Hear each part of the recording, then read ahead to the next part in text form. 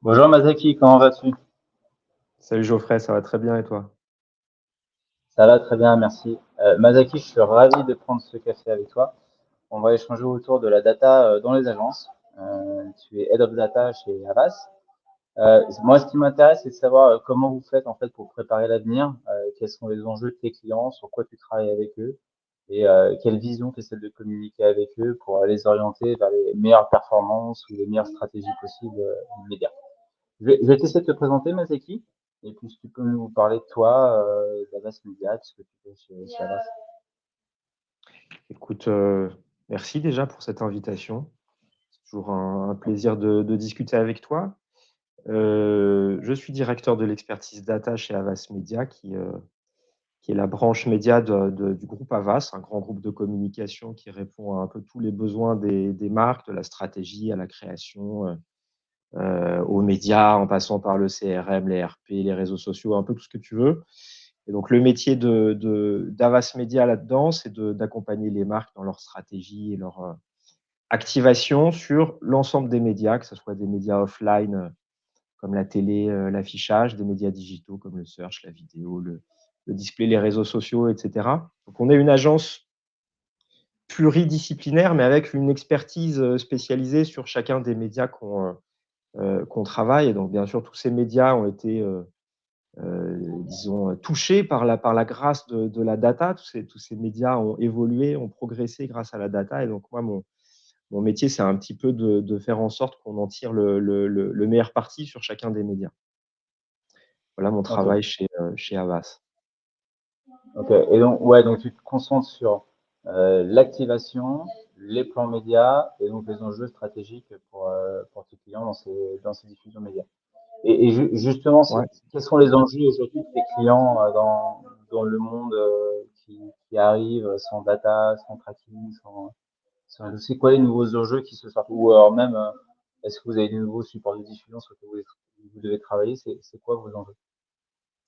Les, les, je dirais pas que les enjeux ont changé. Les enjeux de nos clients, c'est toujours de construire une marque, de développer une marque, de se différencier. Donc, pour ça, les marques ont besoin de lancer des campagnes qui soient à la fois puissantes et précises. Donc là, on a toujours cette espèce de double objectif qu'on doit essayer d'atteindre, qui est une équipe qui d'ailleurs n'est pas facile à résoudre. Et d'ailleurs, je pense que vous, chez Quarry, vous faites un peu face à la même problématique. Il faut que vous trouviez le curseur toujours au bon niveau entre puissance et précision. Donc moi, dans mon domaine d'expertise, l'enjeu, ça reste ça finalement, hein, c'est de trouver les bons moyens techno et data pour réussir à faire ça. Le deuxième grand enjeu, dans un environnement comme tu l'as suggéré, où on a un accès aux données qui est plus contraint, c'est celui de l'intelligence business finalement.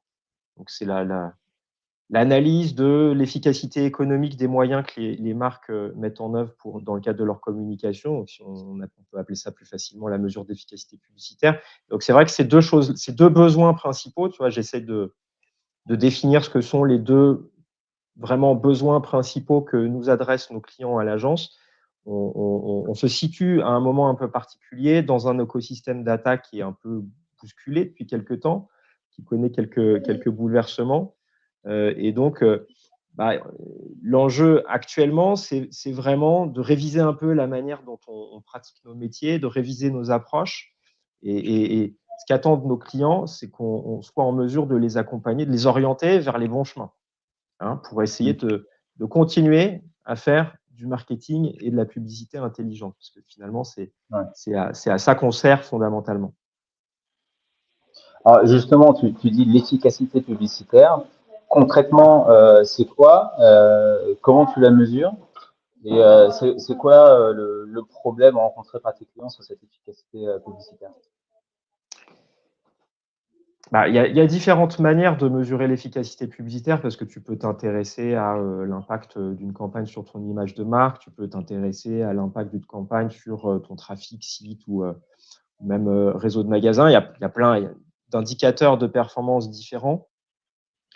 Tout ça, c'est assez clairement impacté par certains bouleversements dans l'environnement data qui nous contraignent un petit peu, qui nous limitent dans l'accès aux données personnelles. Ça vient nous gêner dans la lecture des performances des campagnes, c'est très clair. Ceci dit, tous les domaines de la mesure ne sont pas impactés également.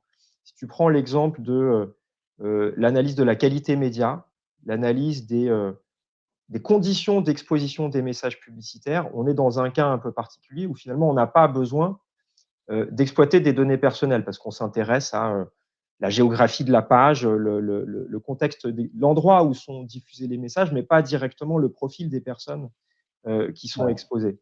Et ça, c'est un domaine qui, je trouve, évolue beaucoup depuis peu, dans la bonne direction, à mon avis, avec une lecture qui devient plus ambitieuse, plus intelligente, je pense, de ce que sont les conditions qui sont favorables, les conditions d'exposition qui sont favorables à l'impact des marques. Parce qu'il faut se rappeler que c'est important pour les marques, et finalement, rappelons-le, c'est le premier objectif qu'elles fixent à leurs agences, diffuser des messages qui puissent être mémorisés. Donc, trouver les conditions favorables à cette mémorisation-là.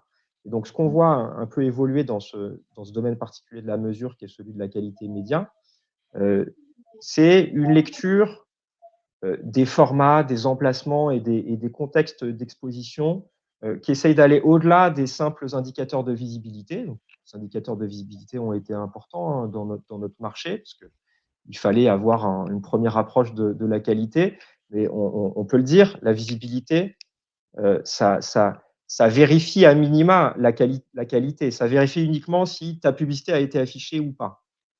OK, c'est important, mais ça ne suffit pas à pleinement qualifier la qualité des conditions d'exposition des publicités. Donc pour ça, ce qu'on essaie de faire, c'est de réellement évaluer le potentiel d'attention des espaces publicitaires en prenant toute une batterie de nouveaux critères et de points de données qui nous permettent de mieux qualifier ce contexte d'exposition. Ça peut être la position de la publicité à l'écran, la part de la publicité prise, la part de l'écran prise par la publicité, l'encombrement publicitaire, autant de critères, tu vois, qui, combinés, nous permettent d'avoir une appréciation plus riche et plus précise de la qualité média. Donc ça, c'est un premier travail et tu vois, on a déjà pas mal de choses à faire pour essayer de convaincre les annonceurs de cette démarche, essayer de convaincre les annonceurs que les seuls indicateurs de visibilité ne suffisent pas à bien apprécier la qualité média. Ça, c'est peut-être un premier élément de réponse. Un deuxième élément de réponse. Si je peux résumer, Mazaki, tu dis donc le driver, enfin l'information principale sur laquelle tu vas travailler, ça va être la qualité d'exposition, qui sont drivés par la qualité du contenu, dans lequel va être exposée bien sûr la publicité, mais aussi la qualité de l'inventaire. Est-ce que ça va être visible? Est-ce que c'est pas de la visibilité forcée, des choses comme ça, c'est ça, hein? Ouais, c'est exactement ça. Qui vont permettre de toucher l'attention de l'utilisateur. C'est un peu cet état d'esprit-là. On a une première attente, on a un premier besoin de la part des marques, qui est celui-ci: diffuser mes messages dans des conditions qui sont favorables à l'attention et à la mémorisation. Et ça sera déjà un grand pas de réussir à répondre à cette attente-là. Et faire ça, ça ne dépend pas de données personnelles. Donc, tant mieux. Donc, replaçons un peu le curseur de notre focus mesure sur ce premier aspect des choses. Ensuite, évidemment, ça ne suffit pas de juste vérifier la qualité média. Et donc, on a un autre domaine de la mesure qui, lui, effectivement, est beaucoup plus impacté parce qu'il a besoin de données personnelles. C'est la mesure qui essaye de faire un lien entre le contact publicitaire et la conversion. Donc, disons, l'attribution, qui avait déjà des problèmes avant tous les bouleversements qu'on connaît depuis 2-3 ans, parce que les personnes utilisent différents devices, parce que les plateformes comme Google et Facebook ont fermé depuis longtemps l'accès aux données, et puis tout simplement aussi parce que pour un annonceur, c'est pas évident d'unifier tout le tracking de toutes les activations digitales pour faire cette observation du lien entre contact publicitaire et conversion. Donc, et puis, effectivement, en plus, les choses se sont complexifiées et vont continuer à se complexifier parce que pour faire cette observation, on a besoin d'un identifiant cross-domaine, cross-application, un identifiant qui nous permette de traquer toute la navigation des personnes. Et donc, cette approche, je dirais, au microscope, cette technique au microscope qui cherche à expliquer l'origine de chaque conversion prise individuellement, qui cherche à analyser le parcours de chaque personne prise individuellement, c'est cette approche-là qui est vraiment mise en difficulté aujourd'hui par l'évolution de l'écosystème data. Et donc finalement, la solution, j'ai envie de te dire qu'elle est presque dans l'énoncé du problème. Il faut dézoomer, il faut prendre du recul et exploiter les seules données vraiment propres et fiables qui restent, qui sont les données statistiques des campagnes. Ce sont des données agrégées qui ne contiennent aucune donnée personnelle, donc elles ne sont pas menacées par le RGPD, Apple sur Safari et demain Google sur Chrome. Et on peut les exploiter en les modélisant, en modélisant la performance business et en évaluant la contribution de chacun des leviers médias qu'on active.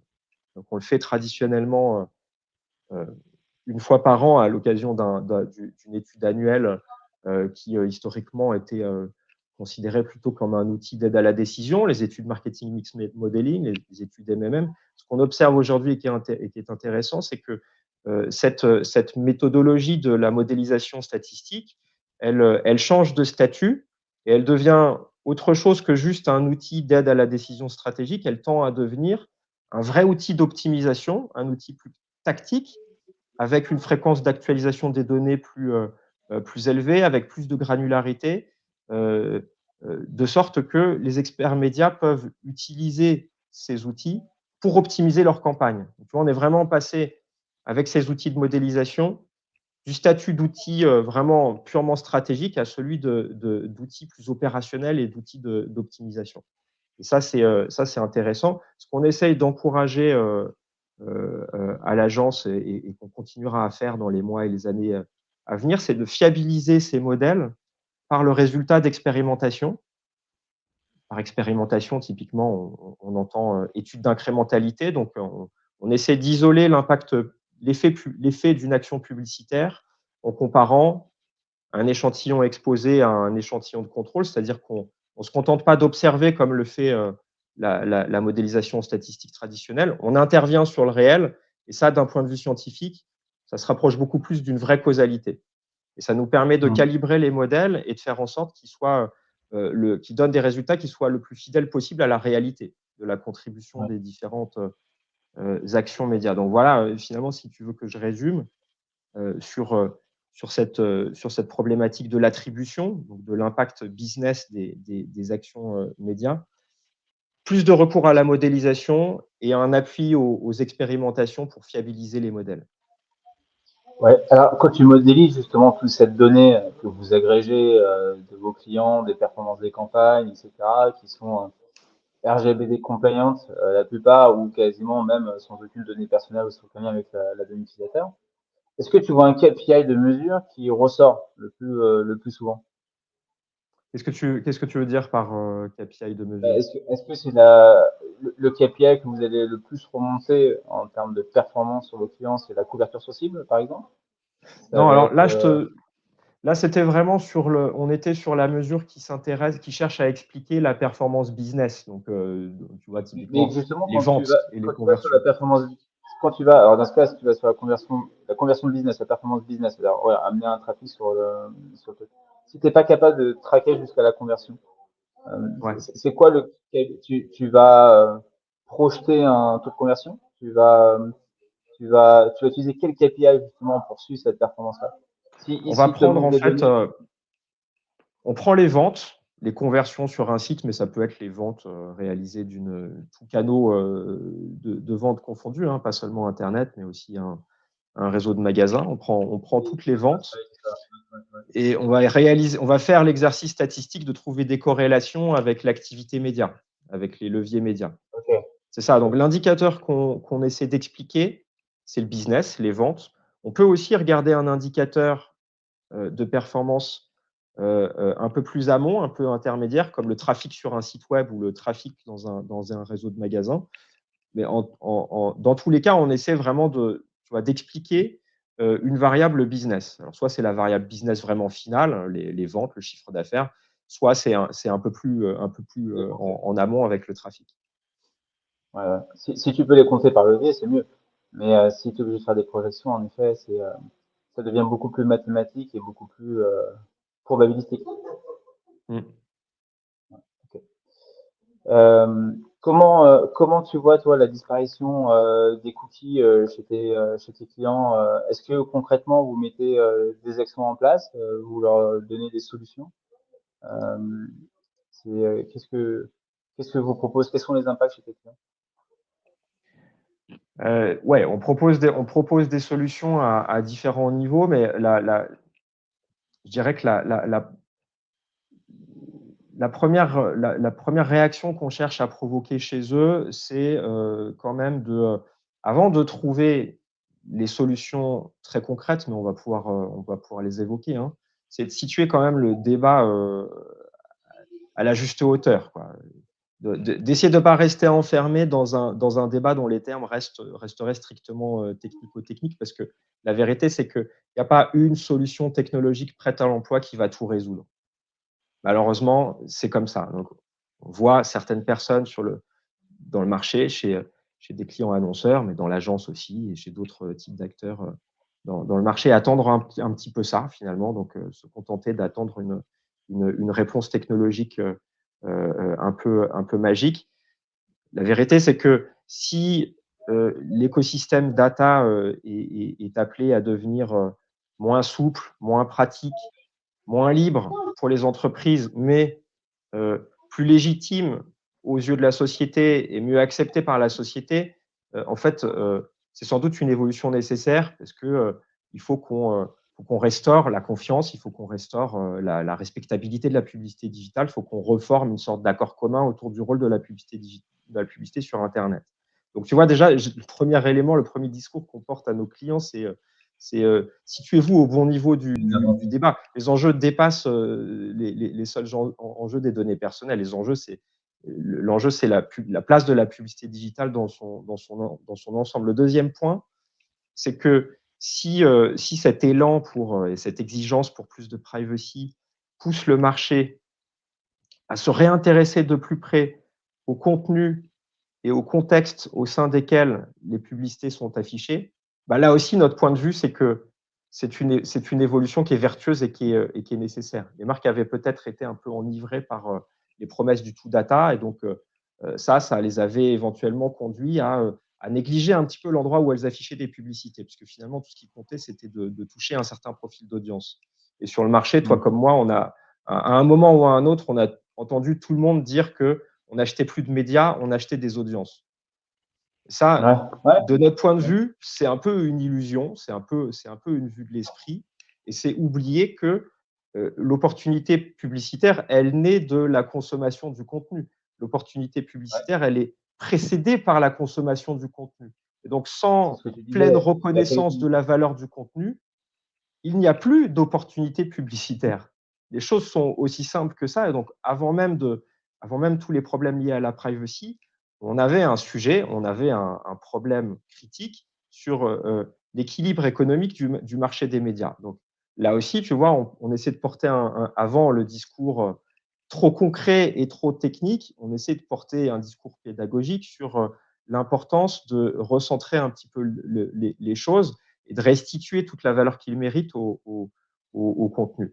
Du point de vue de l'intérêt des marques, ce qu'on a constaté en essayant et donc tu l'as compris, en essayant de pousser les marques à s'engager sur des moyens de ciblage plus respectueux de la privacy, et donc des moyens de ciblage qui sont centrés sur le contenu et le contexte, ce qui est d'ailleurs le métier de Quarry. Et ce qu'on a constaté, c'est que déjà, on restait dans une forme de ciblage comportemental, parce qu'en fait, quand tu fais du contextuel, tu associes un intérêt, une intention ou un profil à un contenu, à un contexte. Donc, tu continues à faire du ciblage comportemental. Donc, ça, il a fallu essayer de l'expliquer aussi. Il a fallu essayer de l'expliquer aux annonceurs. Et les performances de cette approche, les performances de ces tactiques, de ces stratégies, sont au moins aussi bonnes que celles des approches qui utilisent des data third party. Alors, je ne dirais pas toutes les data de profils d'audience qu'on a pu exploiter depuis 10-15 ans. Certaines données restent très puissantes, certaines données personnelles qui permettent d'exécuter des stratégies d'audience restent très puissantes, mais on constate qu'on arrive à peu près à être au même niveau. Donc voilà le chemin qu'on essaye de donner aux marques. Vous vous situez à un moment particulier où votre public vous demande d'exploiter d'une manière plus raisonnable ces données personnelles. À respecter cette demande-là, n'allez pas à l'encontre de la volonté des personnes. Essayez de faire du ciblage publicitaire d'une nouvelle manière, avec un mode opératoire un petit peu nouveau. Et ça passe très largement par le contextuel. Ouais, merci. Tu valides beaucoup de choses chez nous. Mais tu as raison, on était très focus pendant très longtemps sur le ciblage d'audience.